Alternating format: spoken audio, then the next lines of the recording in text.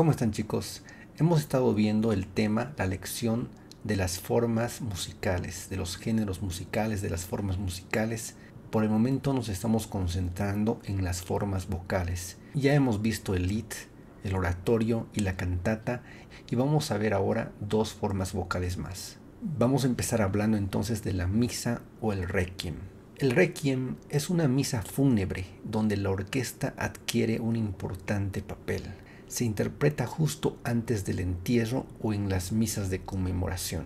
Cuando los músicos pensamos en una misa o requiem, es imposible no pensar en Mozart. Hay un requiem de Mozart y se dice que él lo compuso poco antes de morir. Él se encontraba mal de salud y hay toda una leyenda sobre este requiem. Se dice que un conde encargó a Mozart para que lo compusiera, pero este conde no fue de manera directa a Mozart, sino que mandó a uno de sus sirvientes, el que estaba cubierto totalmente con un traje de negro, no se le podía ver ni siquiera el rostro.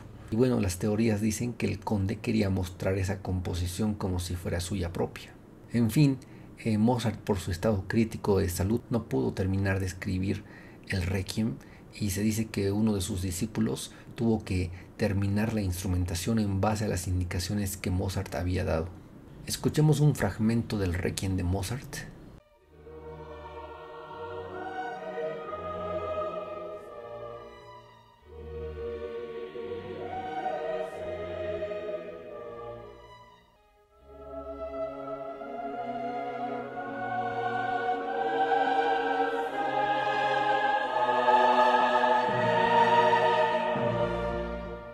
Ahora miremos la estructura de un requiem. Consta de un introitus, un Kyrie, graduale, tractus, sequentia, ofertorium, sanctus, benedictus, agnus Dei, communio, responsorium, antifonía y otros.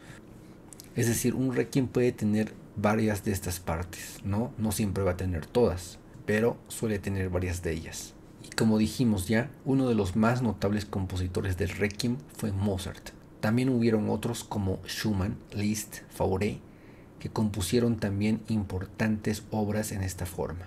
Ahora pasemos a otra forma musical, la ópera. La ópera es considerada como la máxima expresión artística, ya que en una sola obra reúne diversas artes: la literatura, la música, la dramaturgia y algunas de las artes plásticas, especialmente la pintura y en algunos casos la escritura. La ópera es un drama o tragedia teatral en la que toda se desarrolla musicalmente, salvo algunas excepciones, todos los papeles son cantados. Es decir, hay una escenificación, se interpreta, hay personajes y los personajes van a cantar. Claudio Monteverdi fue el compositor que marcó la transición entre la tradición polifónica y el drama lírico y de la ópera en el siglo XVII. Entre sus óperas más famosas tenemos La Ariana, La Coronación de Popea, La Fábula de Orfeo, El Regreso de Ulises a la Patria y Vísperas de la Beata Virgen. Más adelante, pero también en el siglo XVII, aparece la llamada ópera bufa. ¿Qué tal si escuchamos la ópera La Fábula de Orfeo?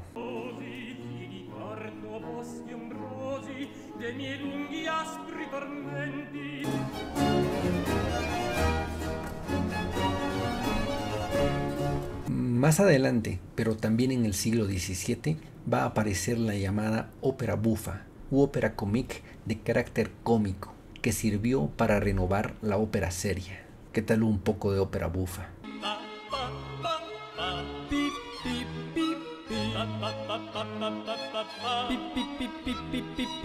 Buona pasta, prefiero fare la buona pizza, la buona pizza, la buona pizza.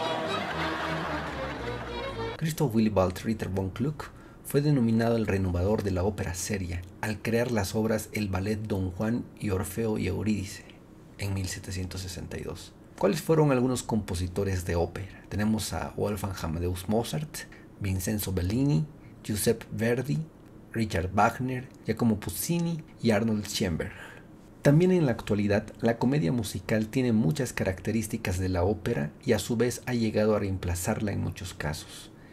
En este tipo de ópera predomina la poesía sobre la subordinación de la música. Está dirigida a un público más popular. En ella se alternan diálogos y las escenas cantadas, sin recitativos. Esta obra aborda asuntos de la vida cotidiana e inspira sus libretos en asuntos contemporáneos de actualidad. La ópera tiene una estructura. ¿Cuál es su estructura? Tiene una obertura. Con el telón todavía cerrado, suena una parte instrumental que resume el leitmotiv musical principal. Hay un pequeño motivo melódico que va a ser característico de toda la obra, y eso se va a plasmar en la obertura. Luego viene la introducción. En el primer acto intervienen varios personajes que explican la situación de la que parte la historia. Luego tenemos un aria. Un solo cantante expresa el sentimiento dominante en ese momento y en muchos casos se convierte en una declaración de intenciones. Las hay de bravura, coloratura, agitadas, da capo, etc. Hay un recitativo. Normalmente este separa dos áreas. La música es más rápida y sin repeticiones y los personajes hacen que avance la acción. Hay una cavatina. Es también un aria, pero se utiliza para presentar a un nuevo personaje. A menudo este introduce un nuevo conflicto. Y tenemos el final. Al final de cada acto, un conjunto de voces se une a la orquesta y celebran o lamentan el desenlace de la historia. En la actualidad y con la tecnología, la ópera ha dejado de ser exclusiva de algunas clases sociales, ya que se transmite en cines y por televisión. También se puede ver por internet en streaming, en directo o diferido. Mucha gente puede llegar a apreciar las óperas debido a las propuestas escénicas de teatros de prestigio como la Royal Opera House del Covent Garden de Londres, el Metropolitan de Nueva York, la Ópera Nacional de París, la Scala de Milán, el Gran Teatro del Liceo de Barcelona, el Teatro Real de Madrid o la Bayerische Staatsoper de Múnich. Pues bien, ahí teníamos otras dos nuevas formas musicales, el Requiem y la ópera. Ahora nos correspondería ver algunos ejemplos más de estas formas musicales.